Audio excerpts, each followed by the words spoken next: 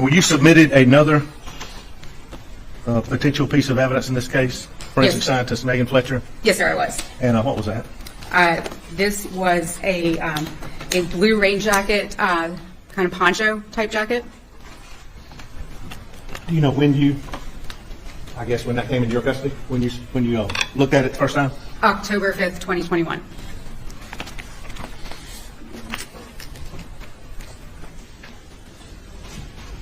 Of course.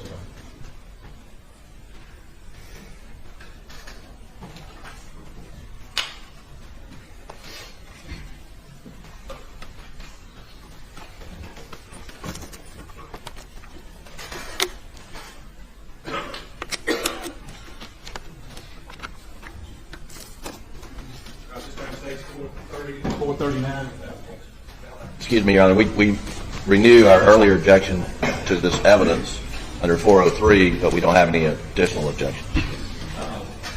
Yes, sir. Submitted. I first want to show you, I don't know if I'll use that ammo or not yet, but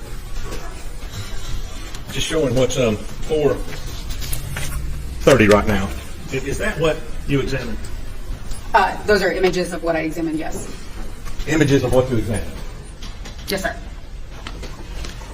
And tell the folks where you conducted this examination, specifically. I conducted this examination in the trace evidence laboratory. I may need them. I'm sorry. In the trace laboratory. Yes, sir. And I first noticed there's a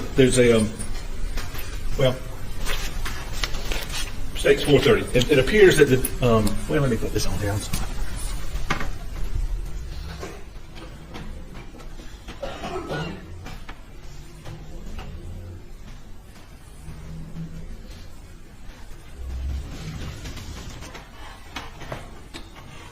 It looks like it's on a table or something. It's actually on two tables. It was large enough in order for us to be able to lay it out. We had to put two tables together. Large enough you had to put two tables together? Yes, sir. Okay. And why is it on this white, what's it on, what's underneath?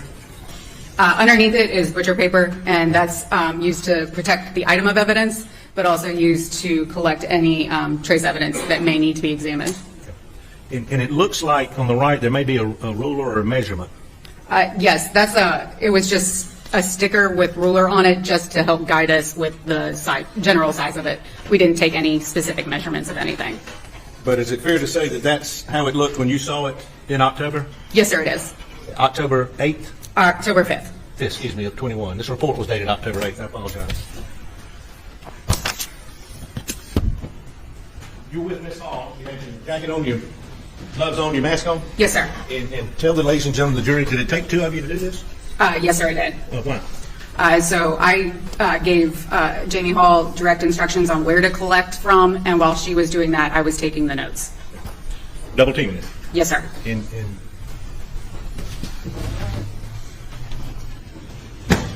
I'm going to try not to get the question out. Oh, that's it. 226.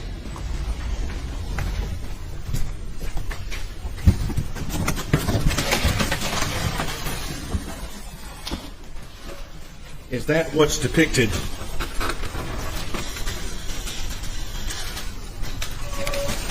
I can look at them.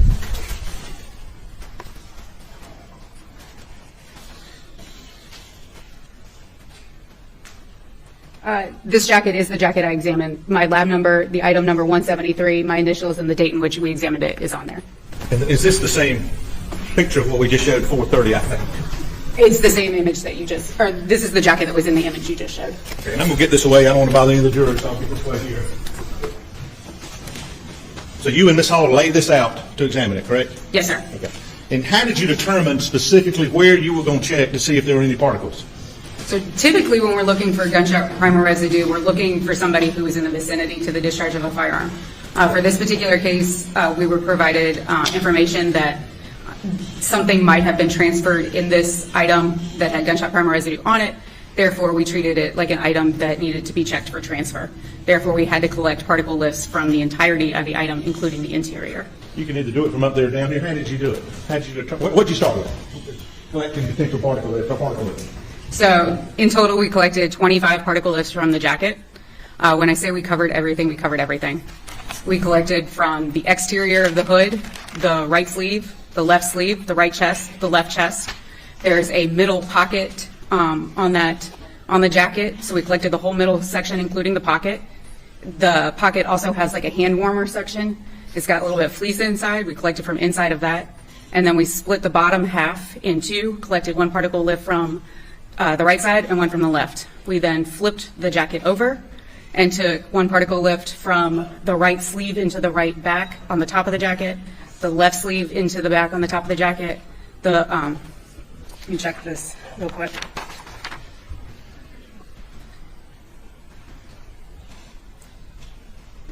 The back sample, the lower half was again split in half, and the right side was collected as well as the left side. You said 25. Were there a total of 52 particle lifts? There were a total of 25 particle lifts. How many on the outside? How many particle lifts? Yes, specifically, please.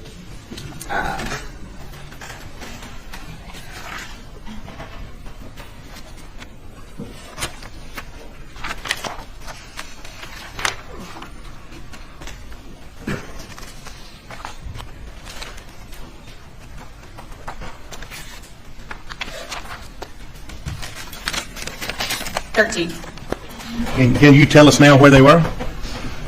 Particle lifts? Yes. Where did you swab specifically? The outside of the hood. Lifts, not swab. I'm sorry. That's okay. Okay. The outside of the hood, the front right sleeve, the front right chest, the front left sleeve, the front left chest, the middle pocket area, the interior of the pocket area, like a hand warmer section. The bottom half of the coat was split into two, so the bottom right side and the bottom left side. The coat was flipped over, and the sleeve and top half of the jacket on the right side was collected. The sleeve and top half of the jacket on the left side was collected, and then the bottom half, the right side was collected, and the left side was collected.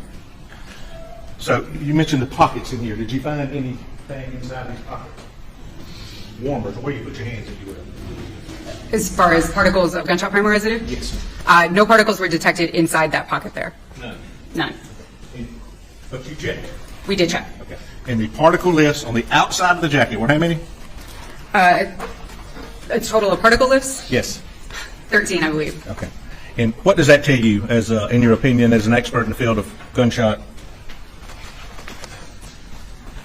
residue? Oh, are you asking the number of particles of gunshot primer residue or particle lifts? Particle lifts, and then your findings. Okay, there were 13 particle lifts collected from the exterior of the jacket, and I did find particles characteristic of gunshot primer residue on it. Now, what does that mean? That jacket could have been in the vicinity to the discharge of a firearm, or something that had gunshot residue on it could have transferred to that object. I can't tell you when that happened or how it happened. And how many, again, inside the pockets, you found no gunshot residue? That's correct. Why, you said, you flipped it over and checked the inside. Yes, we turned it inside out and also collected samples from the inside. Have you done that before? I don't believe I've done an interior unless it was explicitly stated that somebody was wearing a shirt or a coat inside out. So you actually turned it inside out? Correct. And tell what you and Ms. Hall did.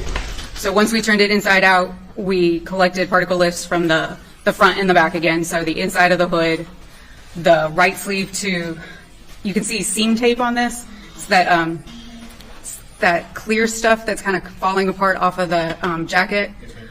So we used that as kind of a guide for us. So we used the front right sleeve to the center section of the coat, the left front sleeve to the center section of the coat, the middle area directly behind the pocket, the right and the left side on the bottom half of the jacket. We turned it over again and did the right sleeve to the center point on the top of the jacket, the left sleeve to the center point on the top of the jacket, split the bottom in half again, did the right bottom half of the jacket and left bottom half of the jacket. And after your examination, what were your results? Particles characteristic of gunshot primer residue were also found on the interior of this jacket. Is there a certain number, or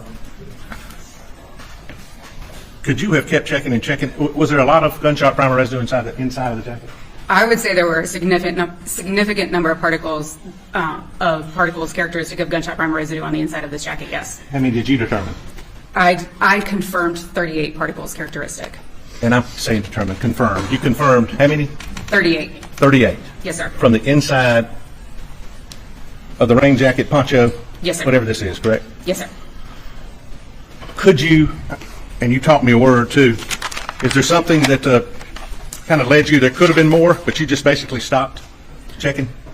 So if we go back to when I talked about the automated analysis, it gives me a list of candidate features that may contain lead, barium, and antimony. There were significantly more particles were listed as candidate features containing the elements lead, barium, and antimony. I had to make an analyst decision based on my experience to stop at the number that I did. Candidate features, Yes, sir. which meant if you went on, you would expect to find more gunshot primer residue, correct? It could. I would have had to still check the morphology. I would have had to make sure that they were molten around. I also would have had to check that they didn't contain exclusionary elements like high amounts of iron and magnesium. But there was a possibility that there would have been more on it. But you found 38 I confirmed 38, yes, sir. and 23 candidate features if you'd gone further, correct? More than 23. More than 23? Yes, sir. Okay. Did there come a point, if you had finished that examination, how long would it have taken you if you had checked everything? If I had checked every single particle, it probably would have taken me a week. So is there a percentage that you determine, hey, I'm going to stop at this point and say, here are my results? There's some other candidate features. Is there a guideline out there? We don't have a specific guideline. It really is based on our experience. And for this particular case, I stopped anywhere between 10 and 20%. Some areas I was able to do a full 100% because there weren't that many to go look at. But other areas, I did have to make a determination Of when to stop? of when to stop. Yes, sir. Okay. That it's on the inside in order for it to be consistent with transfer. An object or objects with a high amount of gunshot primer residue on it would have had to transfer to it. So they would have had to have more gunshot primer residue particles on them to begin with in order to transfer the amount of gunshot primer residue I found on the scope. And as far as a recently fired firearm, would your findings be consistent with that item containing a recently fired firearm? It is possible, yes. With that number of particles? With that number, it is possible. Is there any other possibility? You stated one. Is there any more? If the jacket was inside out and simply in the vicinity to the discharge of a firearm, it could have also had that number of particles on it.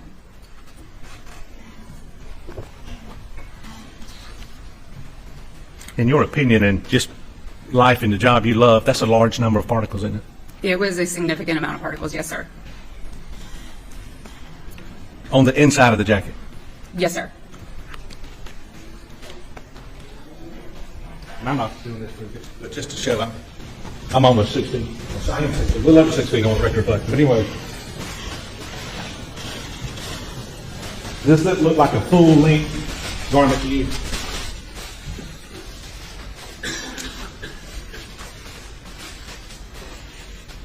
I would say that it would fit most people down to their knees or so.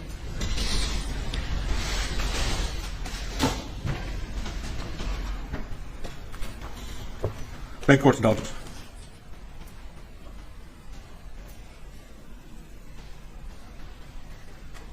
Just conclusion again, as far as the hood, you said there was one particle outside the hood? Yes, sir. I was able to confirm one particle on the exterior of the hood. And how many particles on the inside of the hood did you determine? 3 particles were confirmed on the inside. Inside of the hood. Yes, sir.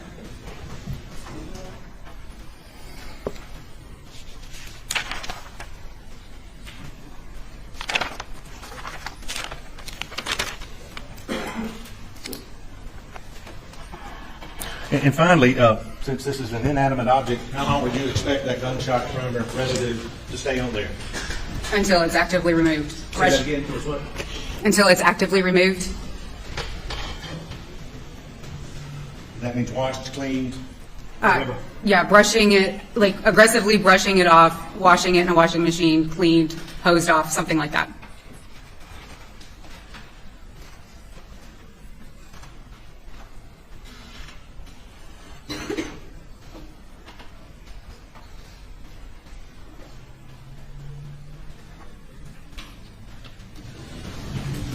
If a recently fired firearm was wrapped up inside that jacket, would that be consistent with your findings? There is a possibility of that, yes, sir. Thank you very much. That's all we have. Thank you. Ladies and gentlemen, we're going to adjourn for the day and resume at 9:30 tomorrow.